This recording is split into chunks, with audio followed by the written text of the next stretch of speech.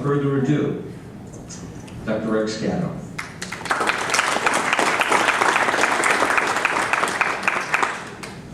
You read that just the way my mother wrote it. That's good. I was getting old waiting.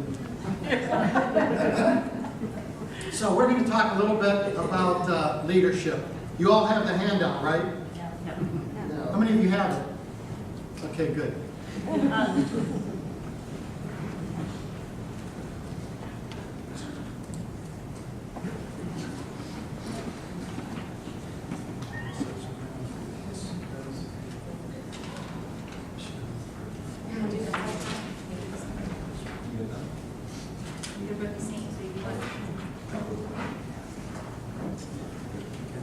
On the handout, I thought it would be interesting because this is emotional intelligence and also leadership.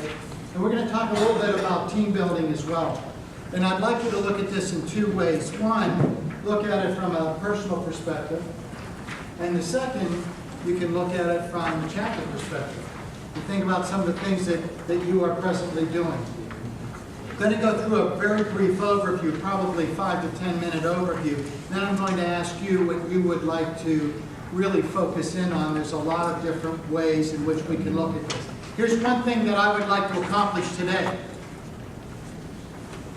And that is, I would like all of you to walk out of here asking a question of what leadership is. We don't need anybody else telling us what leadership is. We really need to question what leadership is. What is it, and what does it mean to me? A lot of people will tell you what leadership is, but we really have to discern it in a lot of different ways. Differences between gender. See some things about women in leadership and men in leadership. I'm going to address that question with you. We're also going to look at what emotional intelligence plays in terms of leadership and what some of the researchers that spend their whole life looking at leadership, what does that mean? So, first and foremost, we take a look at the emotional intelligence and then this concept of leadership. Please separate them. They greatly correlate, but then they also separate. So let's begin by saying, first of all, what is it? What is leadership? I'd like you to think about that. What does leadership mean to you? What is leadership, Dina? Leadership. Leadership. I didn't mean to wake you up. Don't you love to talk after night? Honest to God, I love nothing better than to talk after. You think you're bored. But we have to look at it. What's up? Did I give you some time? I have the answer. Oh, you did? Well, tell everybody what that answer is. I think leadership as an individual that is able to take the vision or the mission and move everybody behind them in the right direction. So it's active-oriented, and it also has followers. Yes. People ask you, is leadership measurable? What's the answer? Say yes. Yes! Say yes! Yes. Turn around, see if anybody's following. It's real simple. Is anybody following? Isn't that what you were talking about? Is anybody following? We all talk about leadership, and it's all about the leader. It's not about the leader. It really is about the follower. I'm more about followership today than I am leadership because we need to put more energy into helping people to understand what effective followers need to do so that they become leaders, especially the leaders of tomorrow. So, leaders, active-oriented, they have followers. What else must a leader have? Courage. Oh, why? Because you have to be brave sometimes when you take risks. So did you hear that back there? Courage, the ability to take a risk. What else does a leader have to be able to do? Influence. Influence. Who said influence? Why influence? Well, sometimes the people you're leading may not agree with you. So if they respect you or respect your opinion, they may listen, and then they still may follow you, choose to follow you. Very true. We're going to look at some research. And you know what the research says? Between being agreeable or being an influencer, what's the most powerful?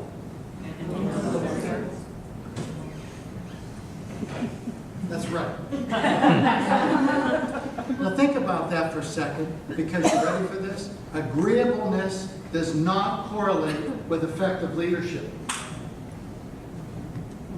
I got stats to prove that. I don't know if you want to see the Pearson R ratings on that, but I got the research study that actually proved that. Very low. Agreeableness does not correlate effectively, but influence does. John Maxwell. Anybody read John Maxwell books? There we are. You people. He defines influence in one word. Leaders, I said influence. Leaders are influencers. I took a whole page to define leadership. How brilliant is it that you use one word? Leaders are influencers. I don't know that he understood the power of influence because the studies weren't out yet. They were done in 2011. He wrote his book, The Indispensable Qualities of a Leader, about 20 years ago. But now we have statistics actually proving that influence correlates very highly with leadership. What else does a leader need to do, must do?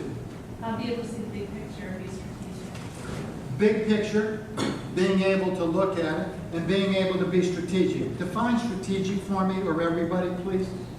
Strategic is kind of seeing the vision and getting everybody to the point where they can actually do the work to make it happen.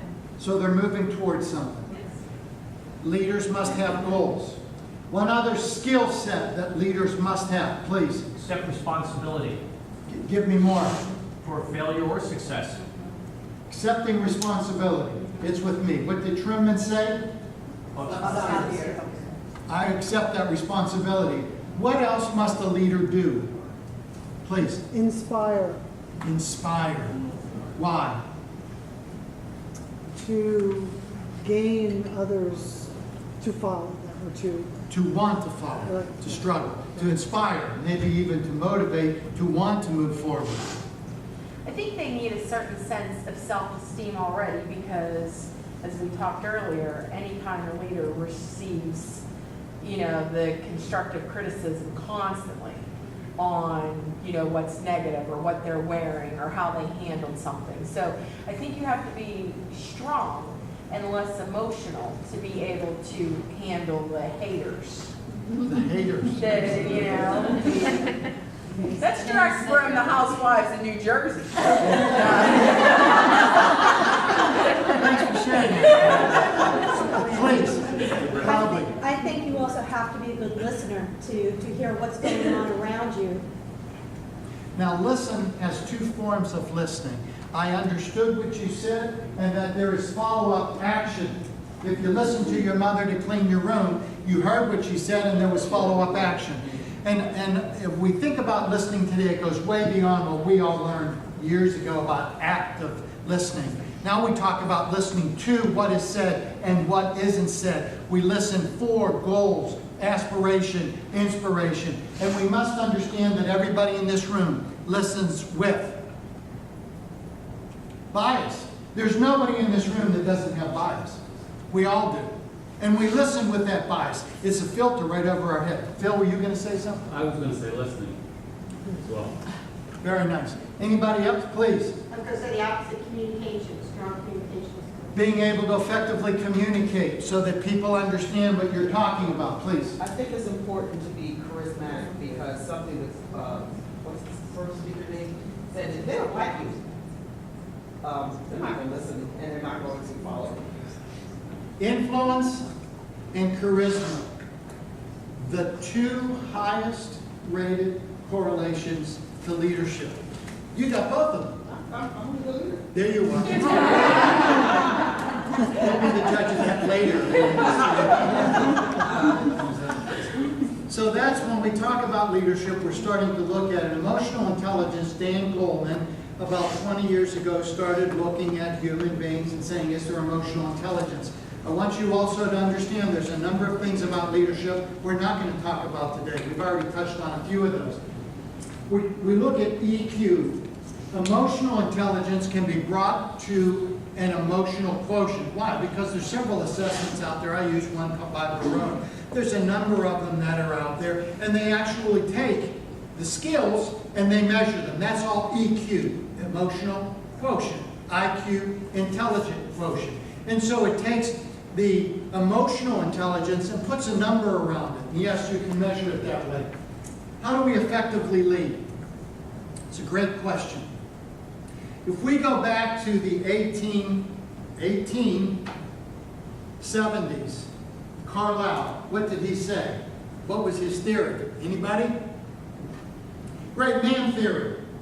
You went to war, you became a leader, you were an industrialist, or you were born into it.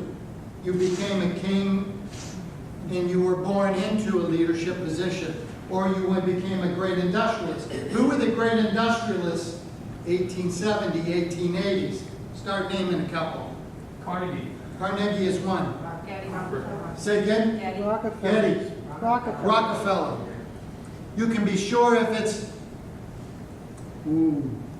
Westinghouse. Yeah, remember Westinghouse? Yeah, it was a good company. You ever know anybody who used to work with them? Nice company. Who else? Flagler. Say again? Flagler. Flagler. Jeff?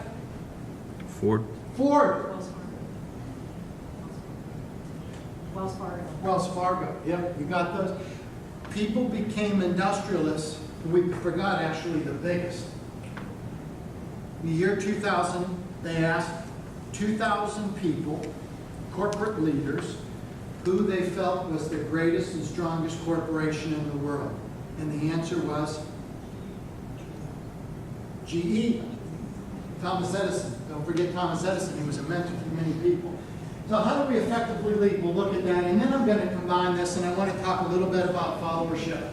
So let's start, first of all, as we take a look at emotional intelligence to emotional quotient. All this is the measurement of this, nothing more. Take a moment, take a look at those key points.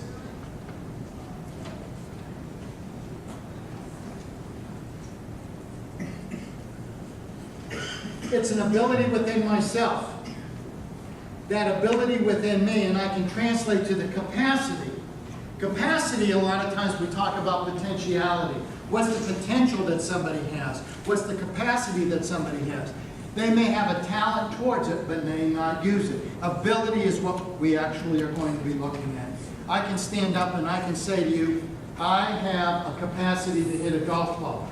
What you see me doing on the golf course actually is, at the time, my ability. At that time, it becomes very situational, and it can change. My capacity when I'm very relaxed might be a little different than my actual ability.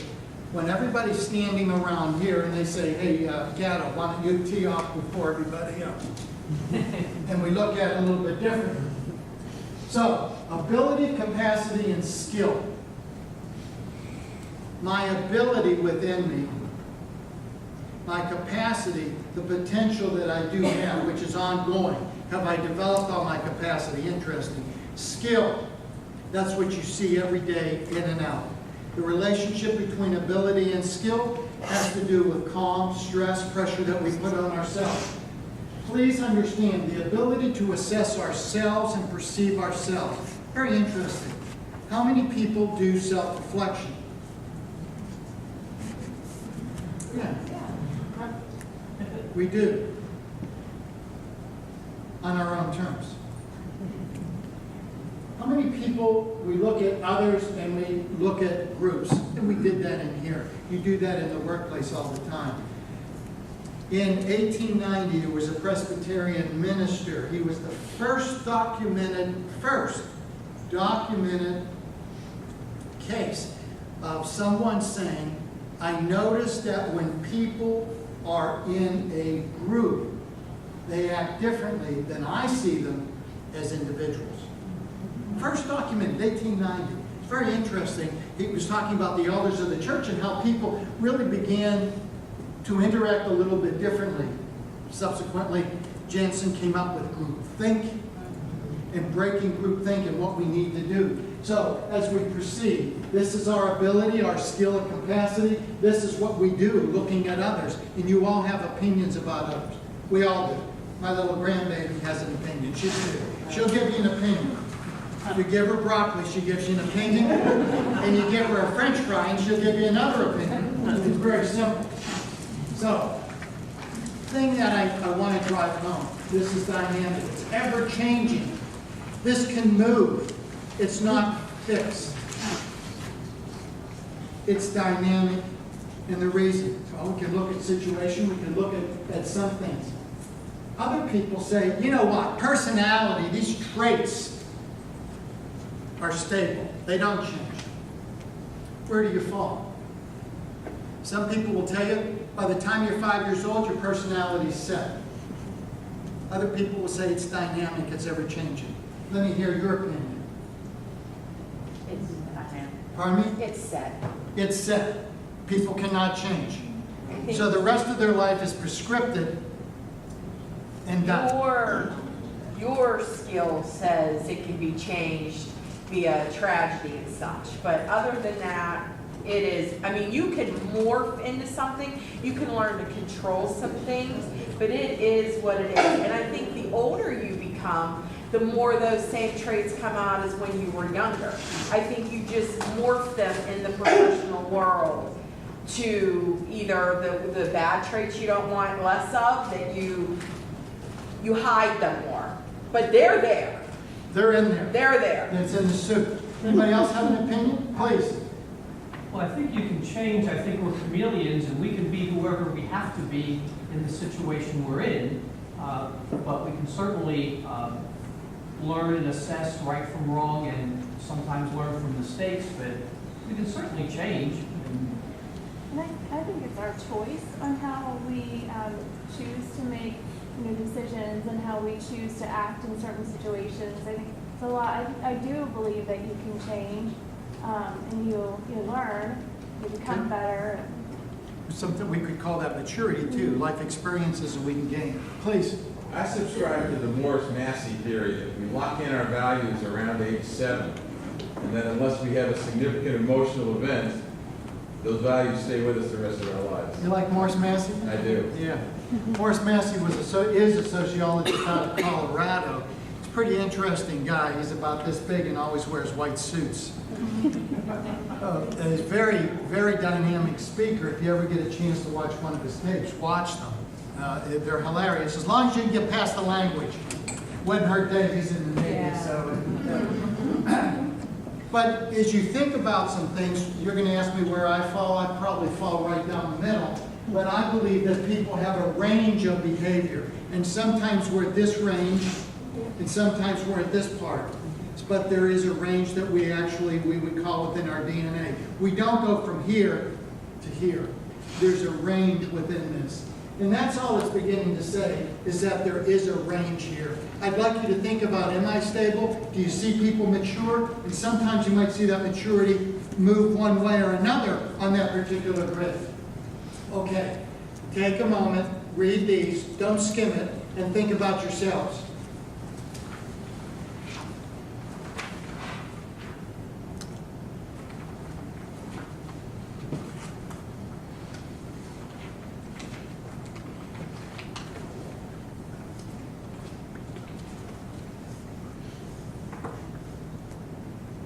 So, look at how well do you perceive other people's emotions? It's a very good question to ask. How well do you see people picking up on those cues when you have meetings? Some people and other people are very slow to do that. Why is that? It's part of what Goldman talked about in relationship to emotional intelligence. Being able to use this to facilitate our own thinking. How do we facilitate when we think about leadership? How do we use our emotions to come to an opinion? How do we use our emotions to make a decision? How do we use our emotions to influence others? It's a great question to ask. How well are we able to do that? And how well do we understand the meaning of emotion? I've seen some people pour their hearts out. Somebody say, well, get over it. Bob Newhart has a great 5-minute video on being a psychiatrist. And he says, I charge 5 minutes, $5 for 5 minutes. and the lady pours her heart out and says, I'm going through a divorce. This has been the worst time of my life. My mother is failing. And he looks at her and says, get over it. It's easy. But a lot of times, how well do we show that empathy, that relationship that we have with people? And the last is, how well do we manage emotion? How well are we in control of ourselves? Road rage is a great example of the 20th century where people really started to not manage.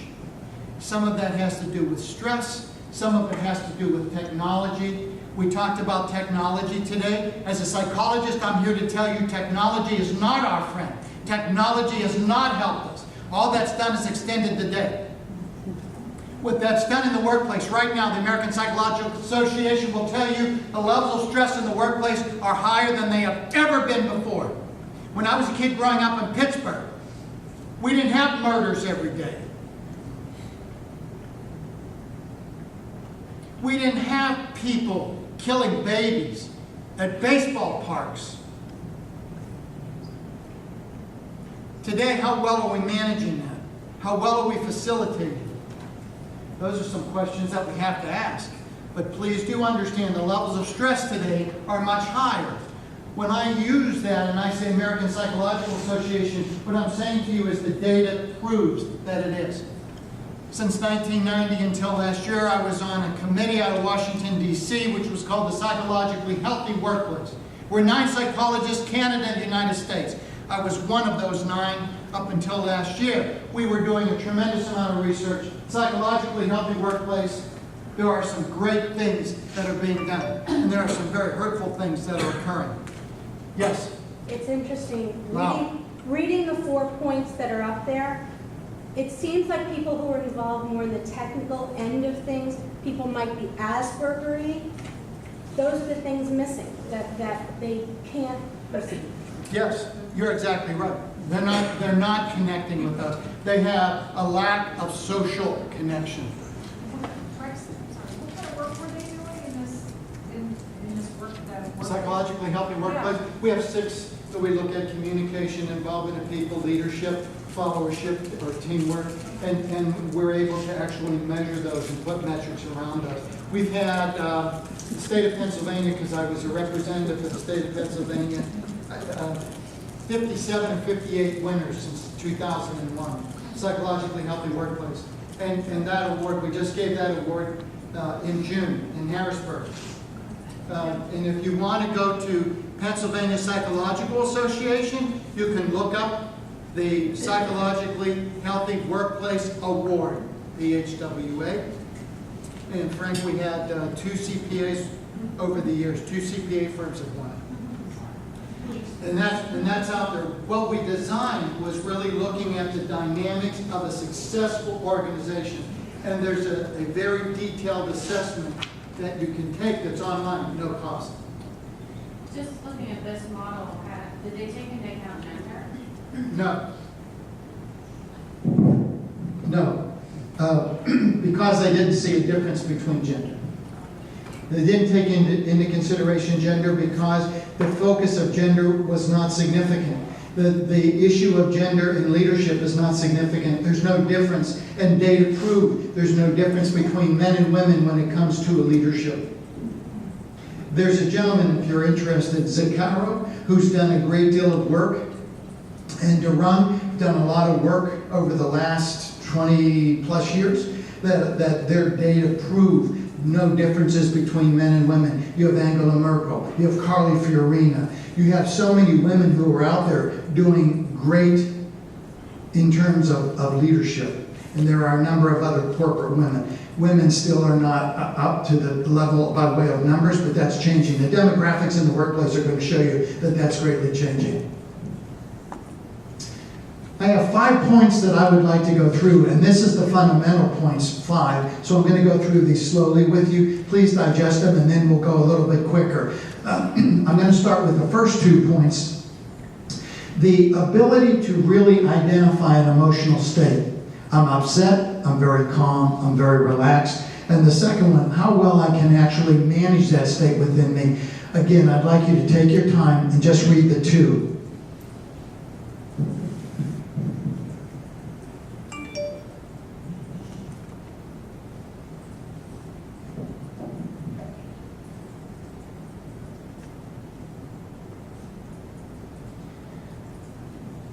Joe mentioned to you in that long diatribe, I am a cognitive behavioral psychotherapist. Now, there's a reason why I mention this. If you take a look at one's ability to really perform and the outcome of emotion, it's this. It starts with the thought. Thought drives emotions, actions, and there's one word that they don't have up here that the cognitive psychologist would mention to you, and that's physical response. My stomach gets upset. But please draw a line from thought over to emotion, and then an arrow from thought over to action, because it starts with my thought. My thought is, this should not have happened to me. My thought is, I don't believe he is right. My thought is, this is all going to turn out badly. We call those cognitive distortions, and a lot of people will have them. What they start doing is telling you all the negative things that will happen. My response to a lot of people is, tell me one thing that could happen right. What's one thing that might go right here? But please understand, as you're looking at this, from an emotional perspective, thought drives actions, thought drives emotions. And if you would write the third one in, it's physical response. If you've ever had an anxious stomach, if at the end of the day you've gone like this, that's a physical response, because everything gets very tight. It's interesting for you to know that, because in HR, I'm going to tell you, I'm old. But not as old. That's my only joke. Poor joke.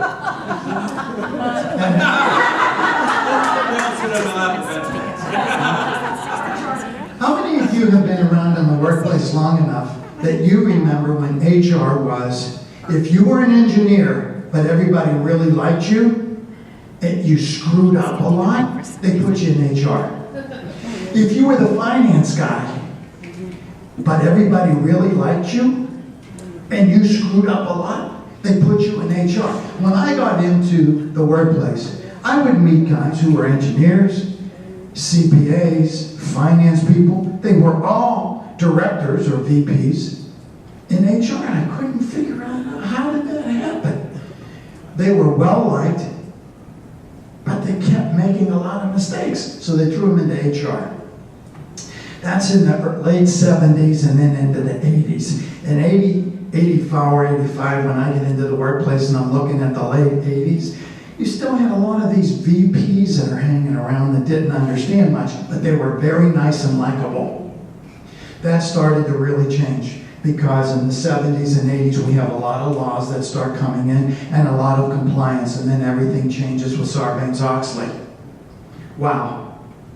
With one sentence, really, Senator, I relied on my CFO. That one sentence changed the whole course of what we're looking at in 2014. So when we're looking at this, it's the ability to understand these thoughts, emotions, and actions, a physical response, and to control it. So many people depend on HR to do just that. You are a catch-all. You're supposed to know the laws, you're supposed to know compensation, experts in benefits, and you're able to resolve any and all conflicts. We should go to Washington, D.C. I think about that. If we could resolve one conflict, everybody comes to you to manage. Let's take a look at the next three. Look at that number 3.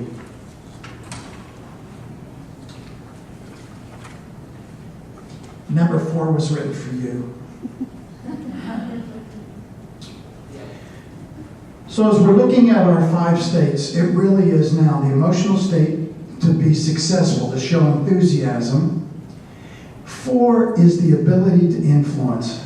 I want to say this one last time. That is 1, it's the highest correlated action that someone can take in relationship to leadership. It correlates at a very high level, the highest level. And then we can take a look at the interpersonal skills. Those are the 5. Now let's go back through them one more time. So 5, quickly. Taking a look at emotional states and seeing the link between them. We talked about that. Taking a look at the emotional state, being able to control it, to shift. Remain calm. What you say to your steering wheel on your way home is your business. What you say in the workplace because you need to be a role model is very different. Take a look at the last three. Looking to be very enthusiastic. The influencer.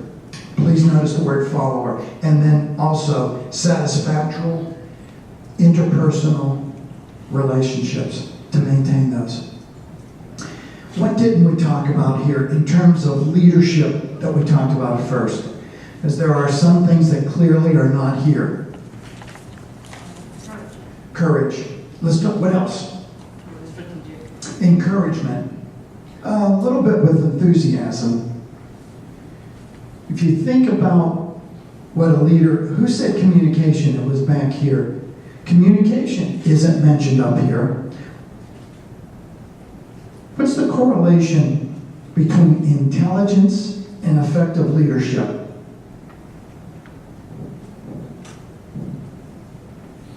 What's the question again? What's the correlation between intelligence and effective leadership? You want your leaders to be smarter. Okay? That's not my question. What's the correlation between intelligence and effective leadership? High correlation, low correlation. That's my question. Low? Why? Loudly. The most intelligent people cannot discern what they need to do to be successful. Say it one more time. The most intelligent people do not always discern what they need to do to be successful. Everybody got that? Stated very nicely. You don't have to be, you don't have to be very intelligent to be an effective leader. I also have a question for you because I have the word follower. What's the difference between followership and discipleship? Please. Followers will generally question and require some sort of justification as to why they're doing what they're doing. Disciples don't. So they just kind of follow blindly. Everybody hear that? I'd like you to think about the difference between discipleship and followership. Followers, and I'm going to spend a couple of minutes at the end of my presentation to talk about followers are people who ask right questions. And they pull out, and they challenge. You need that from a follower. And as said, disciples don't necessarily question, they drink the Kool-Aid.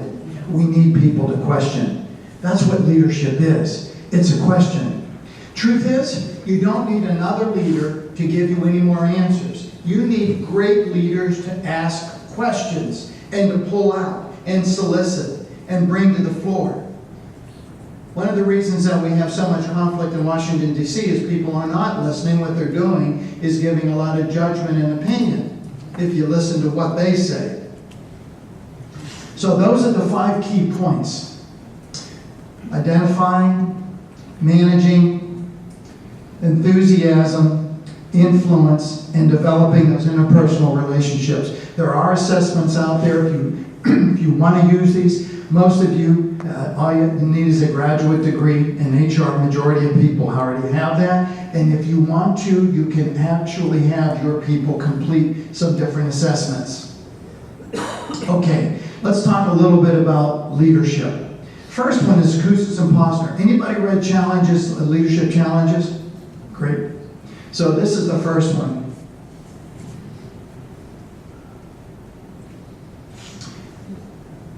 What I like about this is the willingness to want to struggle together. Think about that, a willingness to want to struggle together. So there's an old story of a gentleman watching a moth coming out of a cocoon. And this moth is struggling and wiggles and stops, gets exhausted. And then starts again and pushes and struggles and finally falls out of the cocoon, opens its wings, and flies away. The gentleman is watching a second cocoon, and says, I want to help this moth. So what he does is he cuts the cocoon and makes it very easy for the moth to come out of the cocoon. The moth falls, but it's unable to fly. And the reason is because through the struggle of coming out of the cocoon, all of the fluid in the wings are pushed back into the body. It's the action of the struggle that causes the moth to be healthy. When we talk about Kousis and Posner, they're really talking about people wanting to struggle together. Think about your boards, think about the leadership that you lead. Are the people willing to struggle together? Because it is not a point of knowing all the answers and moving forward. Right now, I personally see SHRM at a crossroads. There's a struggle. The question is, are we going to struggle together? Do we have the leadership? Do I want to follow that leadership in the struggle that they presented? That's a question, not an answer. John Maxwell. John Maxwell's written about 50 books on leadership. He's a Methodist minister, or as he refers to himself as a Wesleyan. What he really looks at in terms of leadership is the ability of people to influence one another. I've already talked about the high correlation of influence. The only thing that he doesn't do is really define influence. I'll give you my definition now of influence. Having people adopt your idea. Now imagine if you, as a leader, present an idea and people adopt it. You don't have to be there to force them to follow you. They become followers. And the reason is because they believe in what you say and they want to adopt your idea. They adopt it. You don't have to stand over them. They've adopted that idea. That's the power of influence. And you think about people who are influenced in your life. Why? Think about the most influential person in your life.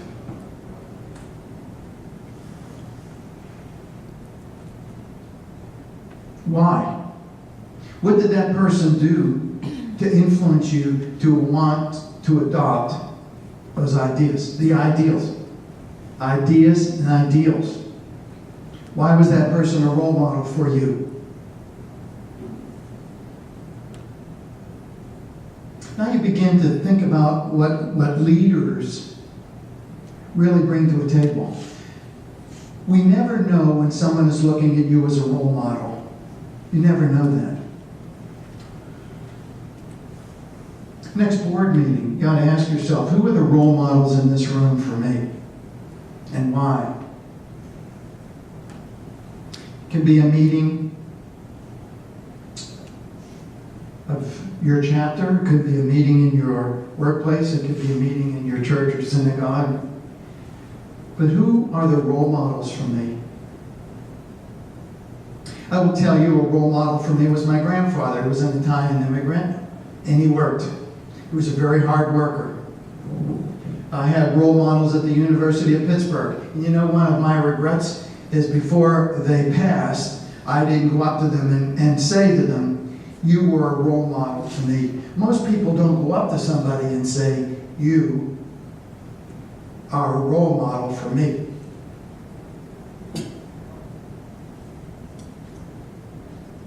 Do you ever perceive yourself as a role model? And people are watching how you handle a situation.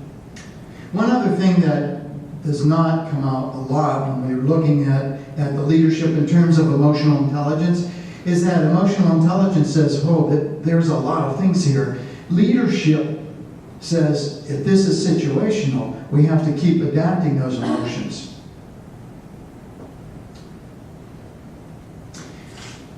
Take a moment and read this slowly, please.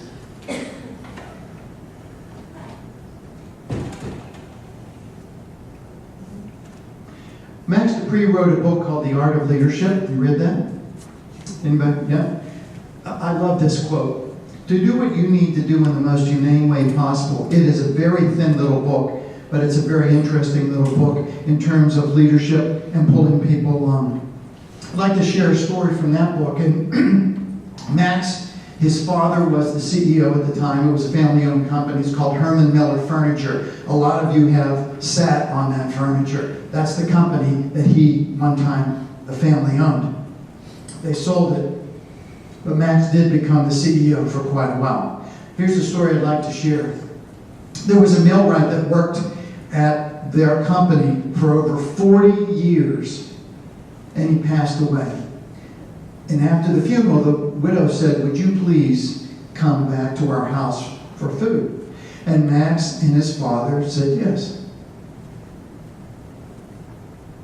And they were having food, and the widow stood up and said, "Would you mind if I read some poetry from my husband?" And Max and his father looked at each other and said, "Did you know he wrote poetry?" "I didn't know he wrote poetry." And the widow started to read the poetry. And Max and his father are talking to one another. This poetry is really moving. Many beautiful gems have fallen to the bottom of the sea, only to be left unseen. Many beautiful flowers have blossomed in the desert, only to go unsmelled. It's up to each of us to find our own gifts and talents. And Max and his father are looking at one another thinking, "I didn't know this guy even wrote poetry. All I saw him do was do the millwright stuff." Made me think about one thing, and that stuck with me over the last 15 years since I've read this book. Do we know the people, or do we know the position? Leaders know people. Managers know positions.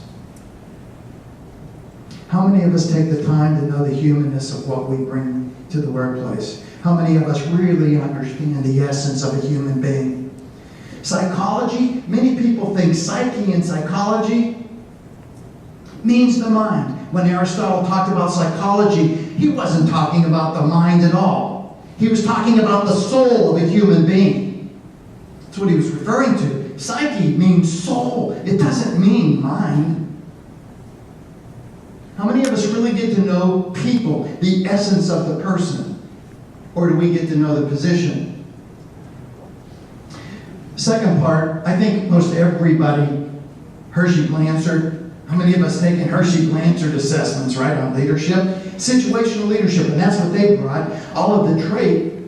But now they said, but doesn't this change by situation? And it's a combination of all of the above. Think about the emotional intelligence of what we bring, and then also think about the leadership that we bring, and it's situational. Stodgel, late 40s, after a war, all of these theories came out. The great man theory came after the Civil War. Stodgel came out after World War II and said, you know what? All of this stuff about personality and leadership, or leadership born, it really depends on the situation. Each person changes by situation. Hershey-Blanchard took that to heart, and 20 years later they came out with their situational theories. Okay. And then I have one last one. If you take a look, this is John Cotter. He's a professor at Harvard. And there's 3 parts to it. Take a moment and read it.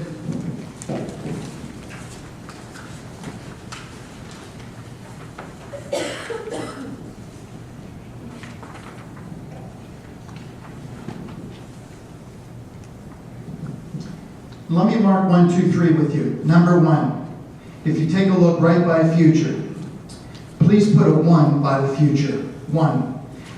Number 1 thing that he's saying is leaders must understand what the future is. They must be able to describe it. There's one other thing that we haven't talked about that I believe is an extremely important aspect of leadership. Leaders must bring hope. Would you write the word hope about the future? Hope about the future. If there's something missing for you from a leader, it may be that that leader is not giving you hope. But leaders need to talk about the future. They need to give you hope about the future. Second part of that, align people. Align people so that they're able to fulfill that future. It gives it a face. And the third part, we've already talked about, which is inspire. So when Cotter talks about leadership, he's talking about 3 key points. The ability to inspire, to really bring people along, and to move forward towards something. Align the people to make it happen. Think about your chapter right now. Is your chapter aligned to complete what you want in 3 years? Ask yourself the question, is your chapter aligned today to meet your future needs? And I'm putting that out 3 years from today. Are we aligned on the state level? Are we aligned on the state level to achieve what we want in the next 3 years? Great question to ask. Next time you have a board meeting, maybe you ought to ask your board of directors, are we aligned the way we need to be aligned?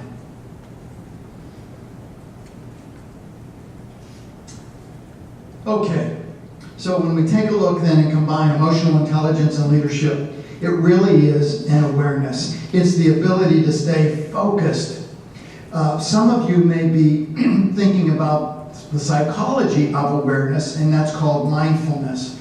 That's really taken on an area of its own about the last 10 years. We talk about mindfulness, the really good understanding of what is in our awareness. Because, and you may want to jot this down, it's one of the things that I write about a lot. What you are aware of, people will do. You rewarded, people will do it. If they're aware of it, they'll do it. Sometimes people don't do things because they're not aware of it. Awareness, mindfulness, people are going to be directed to that. When we talk about behaviors and we talk about competencies, it really comes from the thoughts that we have. So we think about those thoughts, we think about the directions, and we think about movement. You can evaluate those. What is the intent? Staying in control, managing those emotions, those are the key attributes. The question that you may have is, how well do you do that? How well do people that you work with do that? Sometimes the squeaky wheel gets the oil. Sometimes people can intimidate other people. There's one thing that I will tell you. I graduated in 1984, and I knew a lot about self-confidence and self-esteem. I studied it and I understood it, but I never understood the essence of it, because that is the key to a leader. Self-esteem. The ability to withstand all the outside pressure, to stand up and take the risk. Because what do we do every day? Everybody in this room takes risks every day. Self-esteem, self-confidence is one of the distinguishing factors of an effective leader versus a leader who is not capable at all. So, understanding self, knowing therefore what the intentions are and what the responses are. A lot of times, when we're talking about things, you want to know what was the intent, why did you do what you did, and thinking about these behaviors. You understand those feelings, you can understand where people are going. So take a moment and just read these straight down and digest them for yourself.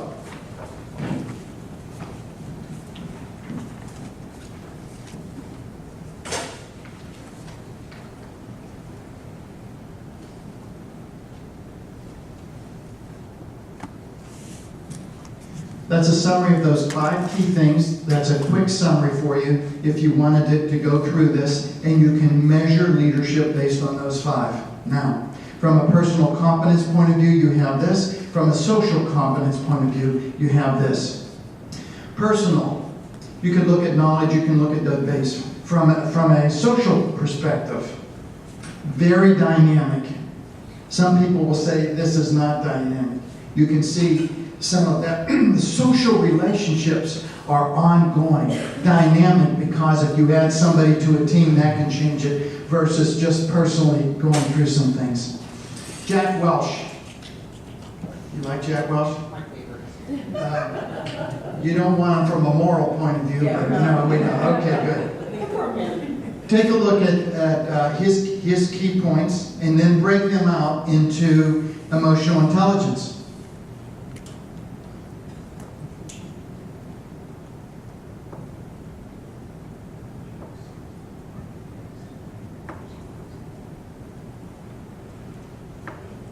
Now, we all know Jack Welch is a transformational leader, transactional transformational leader. That's the last 20 years. He was very transformational. He took a light bulb company and turned it into G Capital, G Medical, and they are, from a lot of different perspectives, very successful companies.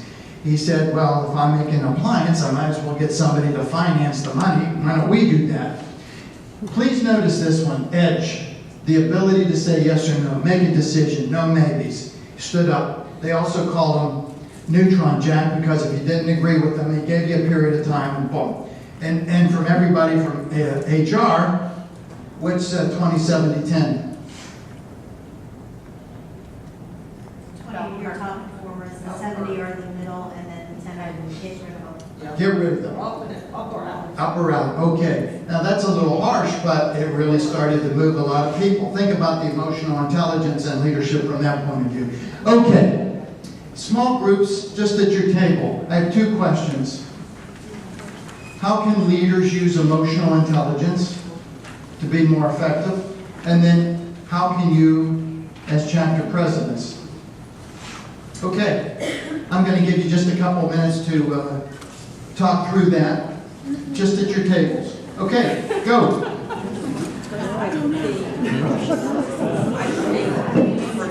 I'd like to hear from you, especially around the first.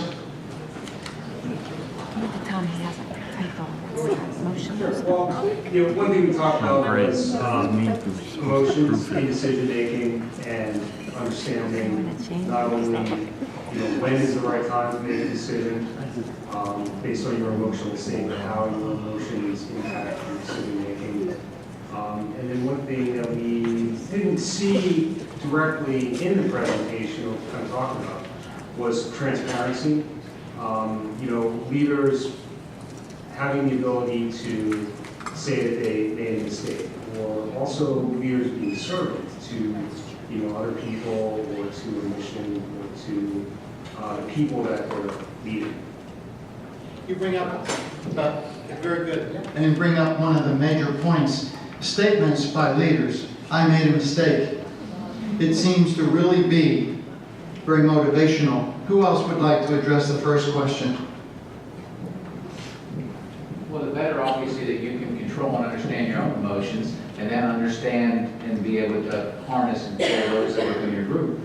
Obviously, you're going to be able to see the bigger picture, be able to work together better as a team, prioritize, and be able to have everybody doing their part towards that common goal. And if you just really react too quickly without thinking, then everybody's going to screw I'm going to go back here for a moment. All right, you all were talking about. Well, we were talking about you mainly, but no,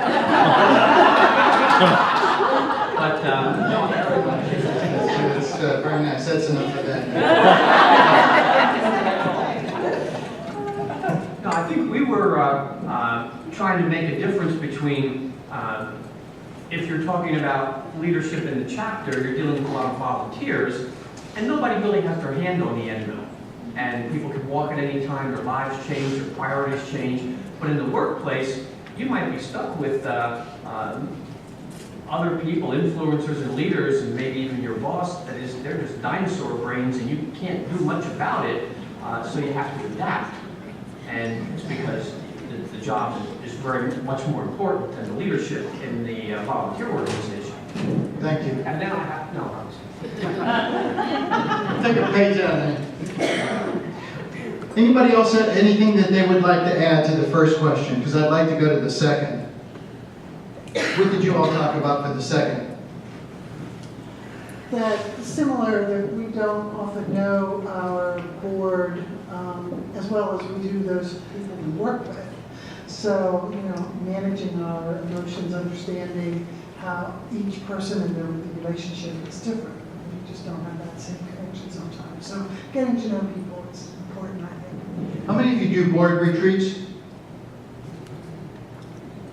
Board retreats are good. How many times do you get together and just ask people to share who they are and some of the things they're most proud of? Because sometimes that can make a difference. It really was impactful for me that when I read that in the Max Dupree book, about how well do we really know people, or do we know them by position? What did you have? We didn't get to that. We You didn't didn't. get to two. What did you say about one? Oh, gosh, point that at me, will you? Thank you. We talked about how being an effective leader, you have to listen more and take in more of the thoughts and the ideas, showing interest in the person, not the position, as we talked about. And sometimes it seems like numbers become more important than the individuals that you're involved with. Ladies and gentlemen, how many of us do take the time to really get to know people in the workplace? Yeah. If we look around, I'd say maybe that's 30, 40%. What's the number one reason why we don't do what you just heard people say they would like to do? Say it again. Time. Say it again. Time, we're too busy. Say it again. Time, we're too busy. En français. What? Time, we're too busy. You know, it's funny. We should have communication by time because we elect people on sound bites today. We should look at communication by time, leadership by time, followership by time, team building by time. Why don't we just say time?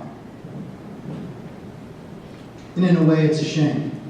I mentioned to you earlier, human beings have not been enhanced by technology. Human beings haven't. It's just something for us to chew on and to think about. I hope, as I have about 12 minutes left. 12 minutes? 10. 10, 9, okay.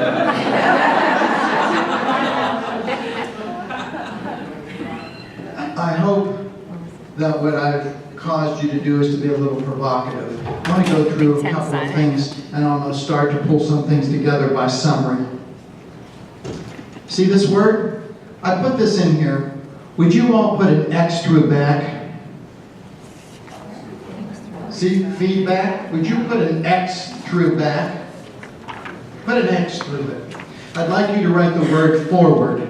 And I'd like us all to start using the word as leaders. We're going to do feed forward. When I say feedback, what do you think about? Future or past? Past. When I say feed forward, you're thinking about future or past? Future.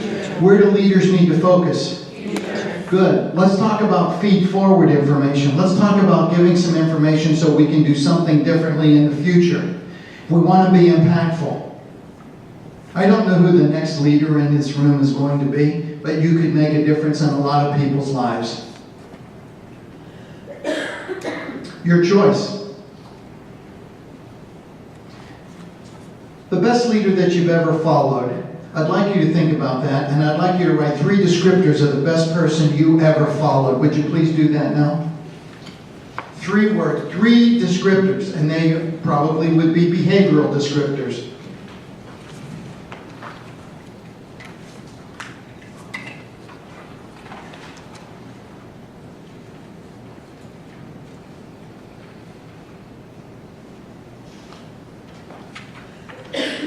Okay, we done? Everybody done? Good. Let's do some self-awareness. What 3 descriptors do you believe people would say about you? Just write the word me and then put your 3 descriptors.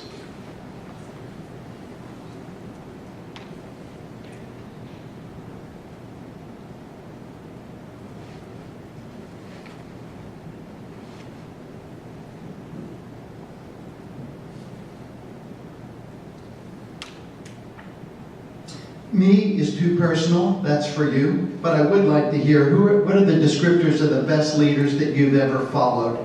Please, loudly. Communicative, listen, and adaptive. Okay, so it had to do with a lot of interpersonal. Please. Knowledgeable. Knowledgeable. Passionate. Passionate. Positive. Positive. Confident.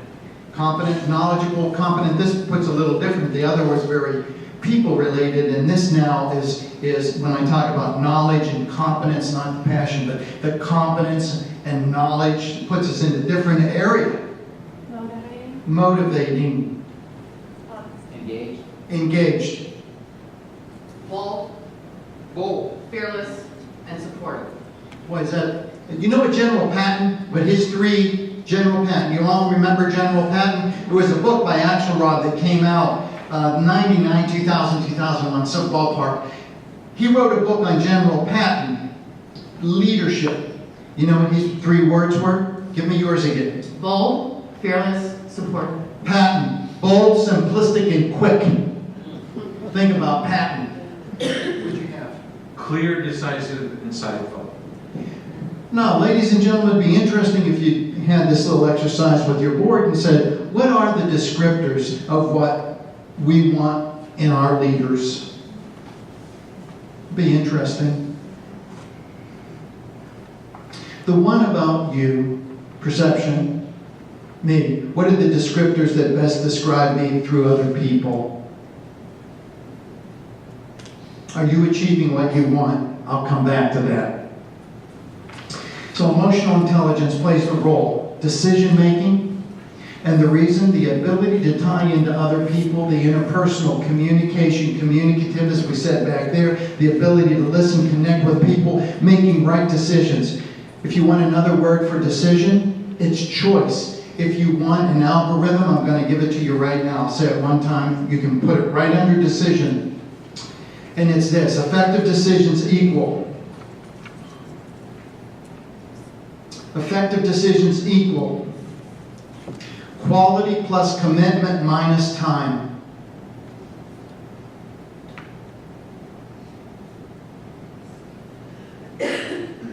Effective decisions equal quality plus commitment minus time.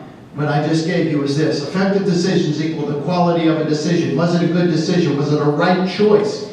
Because another word for decision is choice. Was it a right choice? Commitment. Are you willing to do something? Are you going to take action?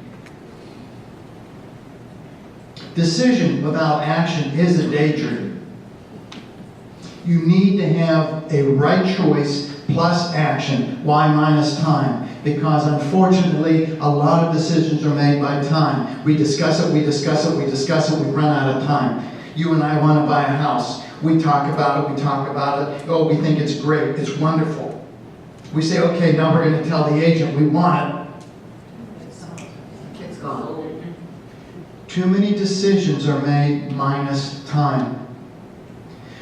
The ability of the emotional, intelligent leader is to have that connection with people to understand when.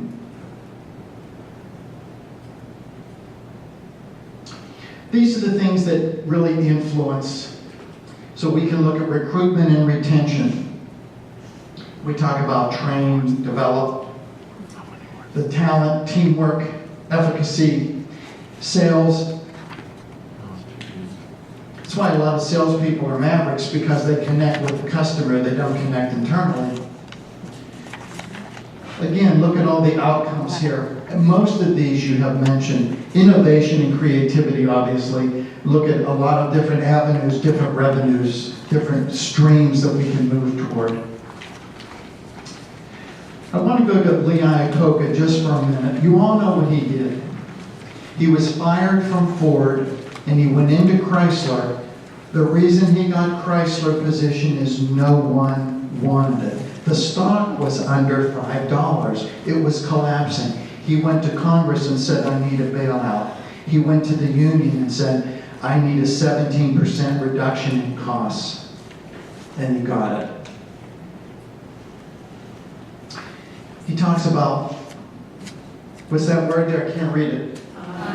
Establishing priorities, making decisions, communicating, listening, staying ahead. Those are there. It's a great summary. He was an emotional, intelligent leader. He connected with people. You all know that he paid back Congress of the United States early. He became a spokesperson for, and the unions worked with him. I'm not going to tell you between union and management was a love affair. What I will tell you was there was a great deal of respect. He got the 17% reduction and he cut management by 20. They did the same thing in Pittsburgh with United States Air, US Air. He went to the union and said, I need a reduction. The union gave it to him, and then he gave bonuses to management. His name was Wolf. How long do you think that lasted? And what was the trust and respect? The emotional intelligence was nowhere. Let's talk very briefly about a group. Groups meet. Great question. Is your chapter a group or a team? Difference. They can come to discuss a lot of things. A team must have defined roles and goals. Defined roles and goals. And the synergism. You need to be focused on results. If you're doing that, then you're pulling people in the right direction. So to build a team, purpose and responsibility. Without purpose, you have a group. That purpose, we can talk about vision and mission. We can talk about 3 years. We can talk about things you are accomplishing. Pulling that together. The emotional, intelligent leader understands that and knows what it takes to motivate people to help them to get there. Then we can look at the strengths of each person and then get people involved. We talk about employee engagement. A lot of people use that. It's almost like a buzzword. But getting people involved, truly involved to the core, makes a difference. That's what an emotional leader does. These are the behaviors of groups. I'm not going to go through these because most everybody in this room knows them. So I just put them in there. It's a summary to say, are you the emotional leader building a group or building a team? The reason you're not building a team is time. It's not because you don't know it. So there's an outline for that. I want to spend 2 minutes. Do I have 2 minutes now? 30 seconds. All right, 30 seconds. I'm going to take 2 minutes. This is near and dear to my heart. I was here to talk about leaders, but I'm compelled to talk about followership. Would you please take a moment and read what I have, my points?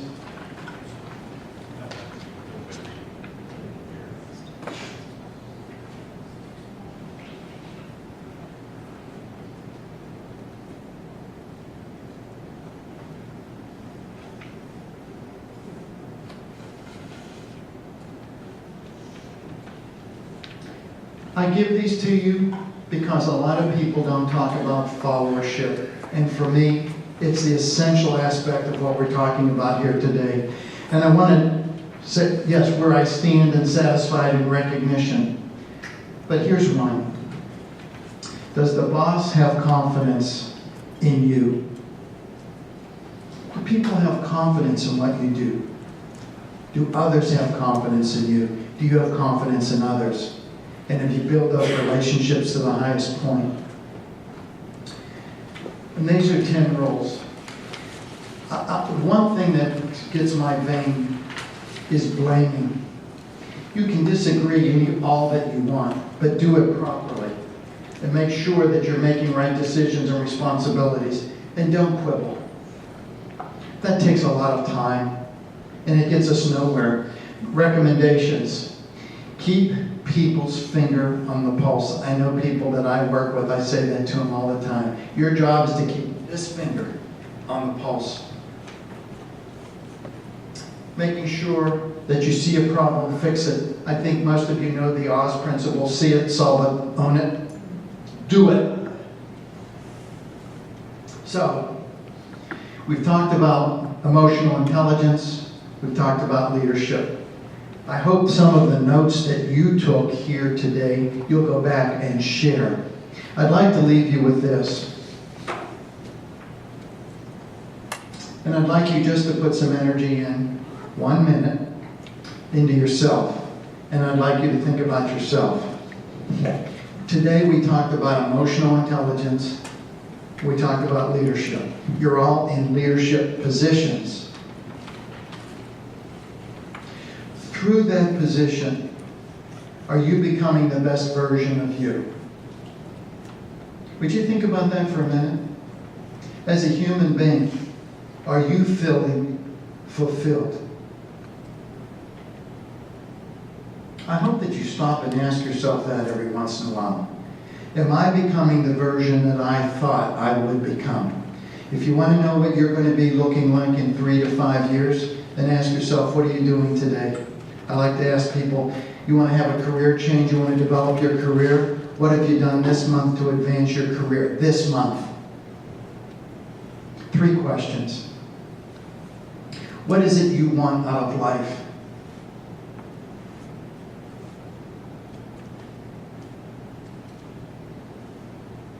Second question. Your place of business. What do you think those people want from you?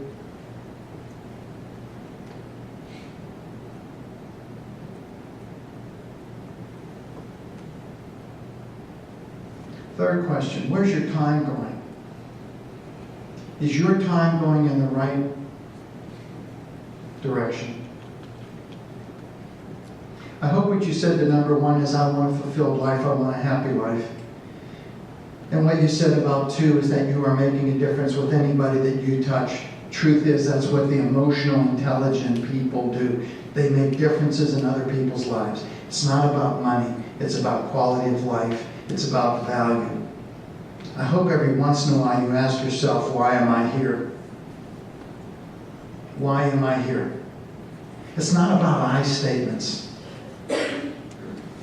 Why am I here? So I hope that you will take time to think about yourself and ask, am I the best version of who I can be? All people dream, but not equally. Those who dream at night in the dark and dusty crevices of their mind awake to find that it was vanity. But those people who dream by day, are dangerous people, for they dream with open eyes to make their dreams a reality. T.E. Lawrence wrote that 100 years ago. And I share with you, and I hope that you are people, dreamers of open eyes, to make your dreams a reality. God bless.